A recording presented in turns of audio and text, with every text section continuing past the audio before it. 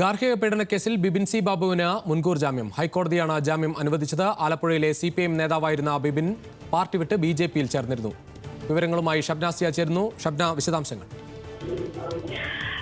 റുജുഷ്, ഈ കേസിൽ ബിബിന് ജാമ്യം നൽകി ഹൈക്കോടതി ഉത്തരവിട്ടിട്ടുണ്ട്. എന്നാൽ ഈ ഭാര്യയെ കുറിച്ച് അദ്ദേഹം ഉന്നയിച്ച വാദങ്ങൾ അതിൽ കോടതി അതൃപ്തി രേഖപ്പെടുത്തുകയും ചെയ്തിട്ടുണ്ട്. ഭാര്യയ്ക്കെതിരെ ഇത്തരത്തിലുള്ള ആരോപണങ്ങൾ ശരിയില്ല എന്ന് കോടതി വ്യക്തമാക്കുകയും ചെയ്തു. പീഡനമുണ്ടായാൽ മേലിൽ ഭാര്യയ്ക്കെതിരെ ഇത്തരത്തിലുള്ള പീഡനമുണ്ടായാൽ ജാമ്യം റദ്ദാക്കും എന്നാണ് കോടതിയെ വ്യക്തമാക്കിയത്. അപ്പോൾ കോടതിയെ സമീപിക്കാം എന്ന് ഭാര്യയ്ക്ക് നിർദ്ദേശവും നൽകിയിട്ടുണ്ട്. രാഷ്ട്രീയം മാറിയതുകൊണ്ട് മാത്രം ഒരു സ്ത്രീ ഇത്തരത്തിൽ പരാതി പറയില്ല എന്നാണ് കോടതി ചൂണ്ടിക്കാണിച്ചത്. ഇസ്തിരിപ്പെട്ടി കൊണ്ട് അടിച്ചു എന്നതടക്കമുള്ള ഗൗരവമായ പരാതിയാണ് ഇതിനകത്തുള്ളത്, ഇത്തരത്തിലുള്ളത്.